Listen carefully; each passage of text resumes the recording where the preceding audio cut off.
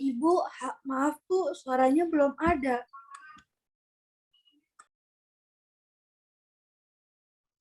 Ya Allah, Dek. Dari tadi mute. Nggak sadar. Saya juga Baiklah. baru sadar waktu iPad.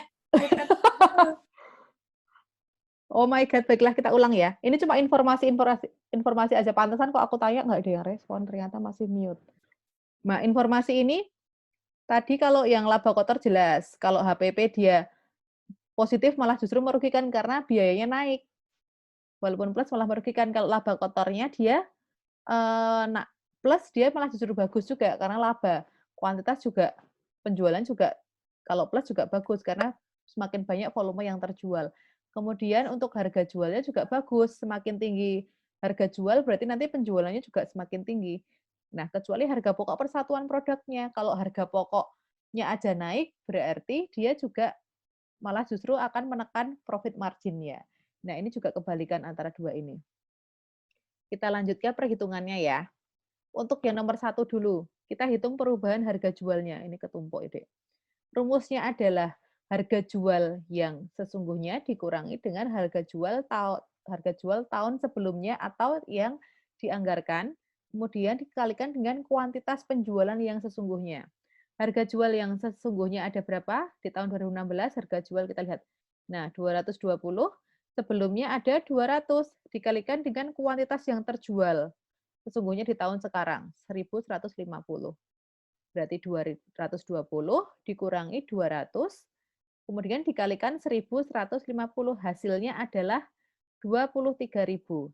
Nah, 23.000 di sini positif, berarti dia menguntungkan atau menaikkan atau labanya positif.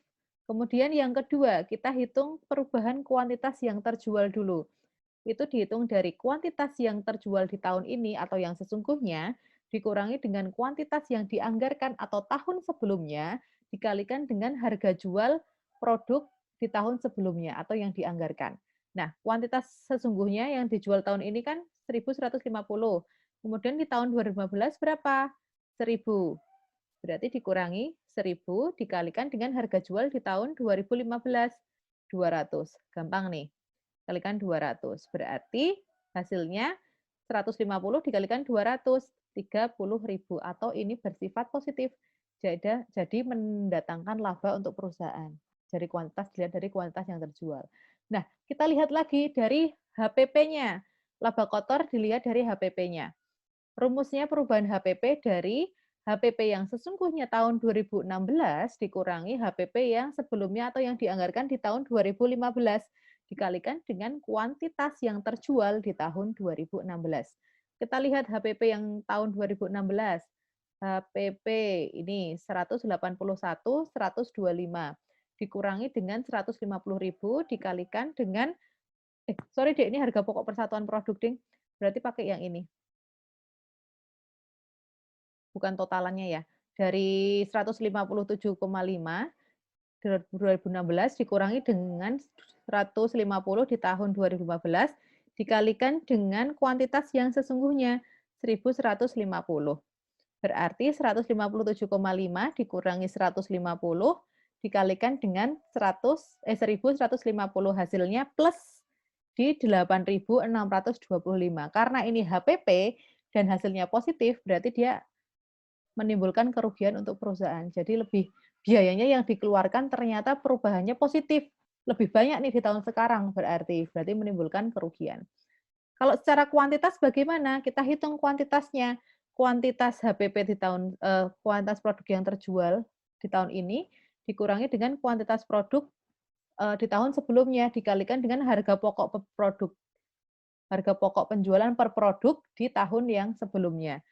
Realisasinya itu 1.150 dikurangi 1.000 dikalikan dengan harga pokok per produknya di tahun 2015 150.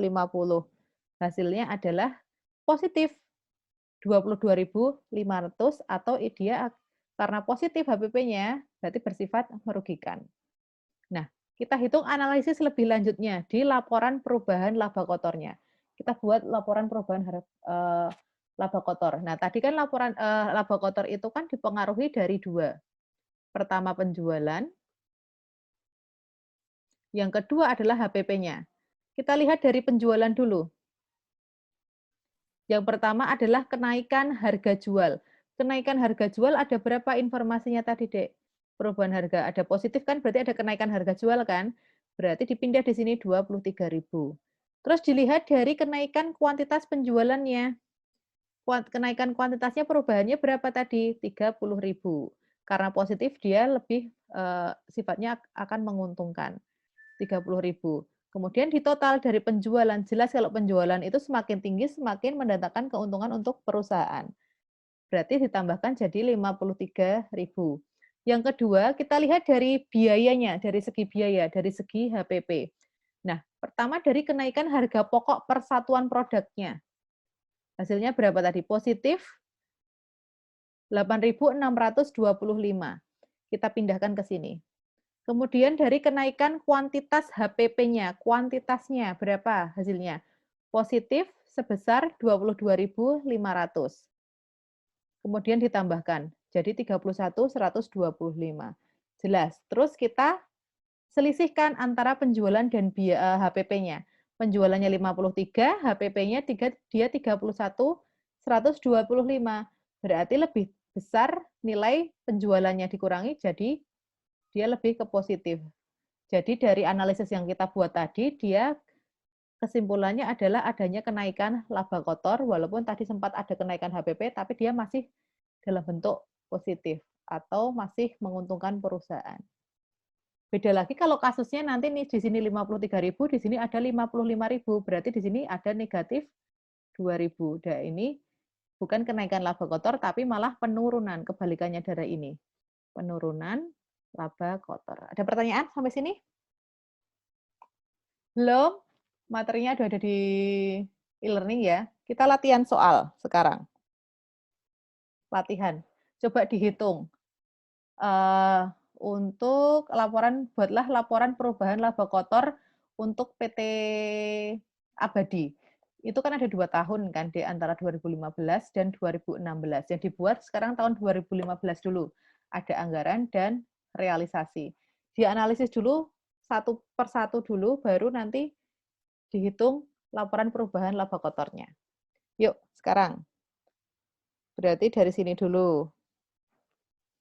Perhitungannya dulu. Belajar ya, 10 menit ya.